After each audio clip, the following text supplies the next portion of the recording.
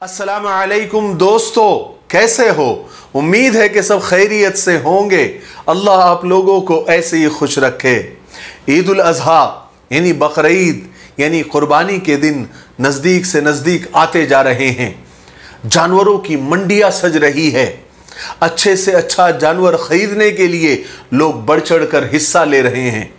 अल्लाह के नाम पर कुर्बानी करके हर कोई ईमान वाला सुन्नत इब्राहिमी को अदा करने की कोशिश में है।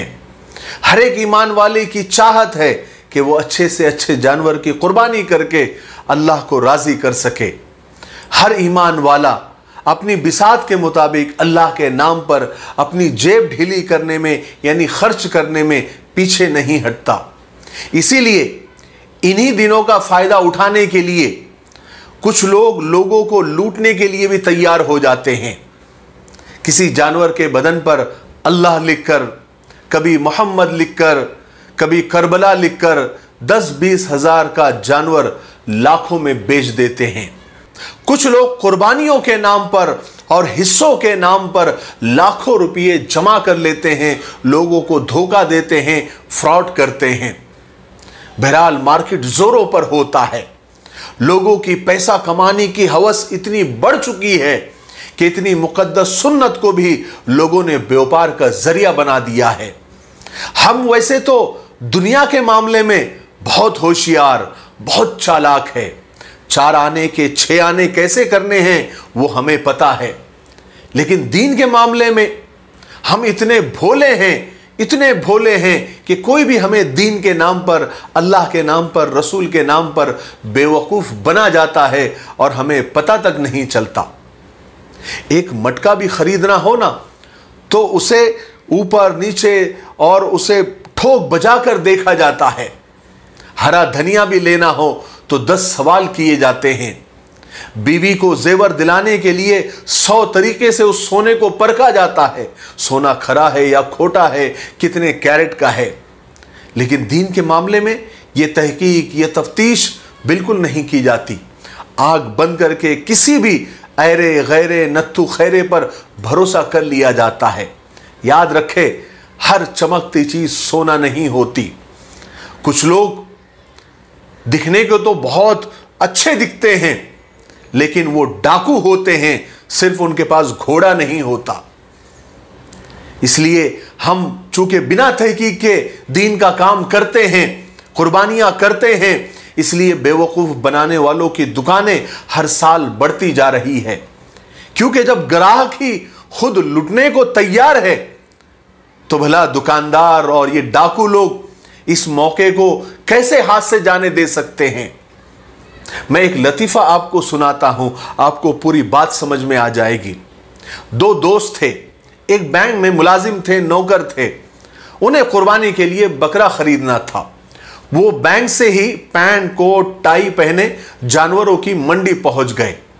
गाड़ी पार्क की, मंडी का जायजा लिया और सोचा कि कहां से शुरू किया जाए। सड़क के दोनों अतराफ में तकरीबन 1 किलोमीटर तक जानवर ही जानवर थे। जहां उन्होंने गाड़ी लगाई वहीं से उन्होंने जानवरों का रेट पूछना शुरू कर दिया। अब जो भी बकरा उन्हें अच्छा लगता उसकी कीमत, उसके दाम 50,000 के पार ही थे। वो चाय पीने के लिए बैठे। चाय पीते पीते उन्होंने आपस में मशवरा किया और यह तय किया कि हमें 30,000 से ऊपर बकरा नहीं लेना है।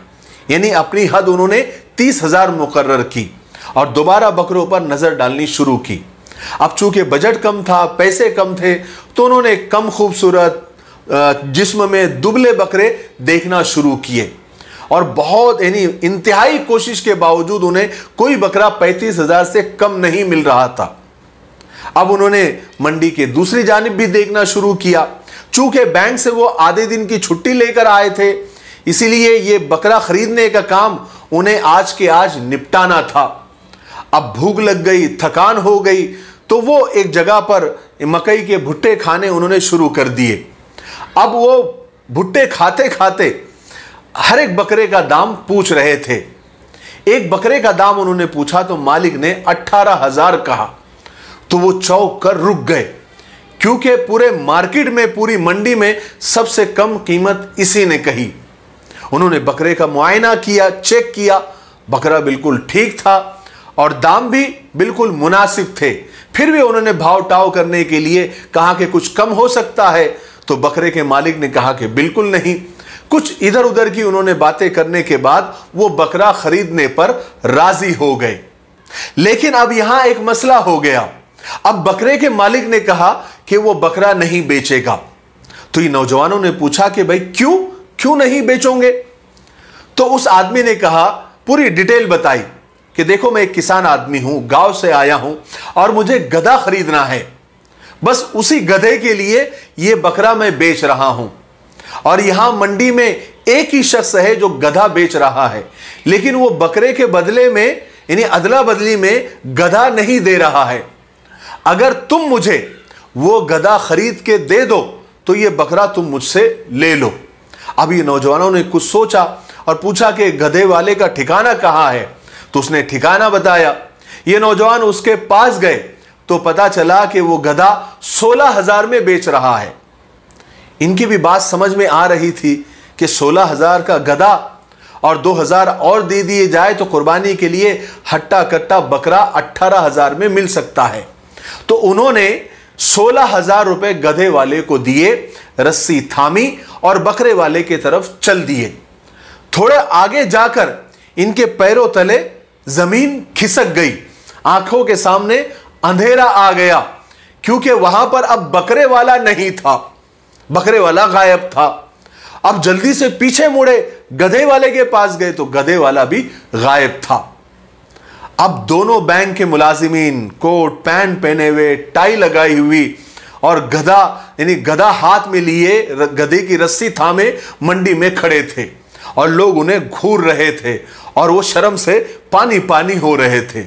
लेकिन अब क्या हो सकता था कि गधा घर नहीं ले जा सकते थे और न ही उस मंडी में गधे का कोई खरीदार था, इसलिए मजबूरी में गधा वही छोड़ना पड़ा और पूरे 16,000 का चूना लगवाकर ये जेंटलमैन दोनों मुंह लटकाए घर को वापस आए। ये तो वही बात हो गई कि कहां गए थे कहीं नहीं और क्या लाए तो कुछ नहीं। हिलते डुलते मजनू घर को आए और बैल घुमाकर रस्सी लाए। याद रखें, धोखे के बहुत से तरीके हैं। मुझे उम्मीद है कि आप लोगों के हाथ में इस ईद पर गधा नहीं होगा।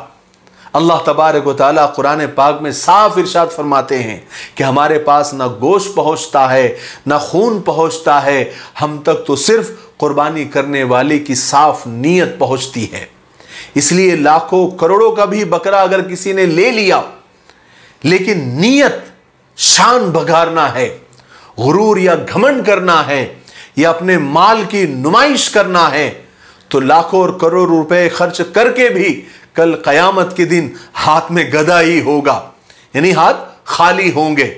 इसलिए कुर्बानी करते वक्त नीयत सिर्फ अल्लाह की रजा हो, दिखावा ना हो।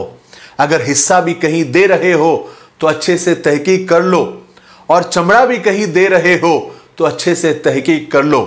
मैं किसी को किसी से बदगुमान नहीं करना चाहता, लेकिन जैसे दुनिया के मामले में हर चीज में तहकीक करते हो तो दीन के मामले में भी तहकीक करो, क्योंकि कल क़यामत के दिन हर चीज का सवाल किया जाएगा। अल्लाह तबारक व तआला हम सब की हिफाजत फरमाए और हम सब की कुर्बानी अल्लाह ताला कबूल फरमाए और हमारी नीयतों में इखलास अता फरमाए। मुझे उम्मीद है कि आज की बात सबके समझ में आ गई होगी। तब तक मेरे लिए, पूरी उम्मत के लिए, पूरी इंसानियत, पूरी मानवता के लिए और हमारे प्यारे मुल्क के लिए दुआ करते रहे। अस्सलामु अलैकुम व रहमतुल्लाहि व बरकातुहू।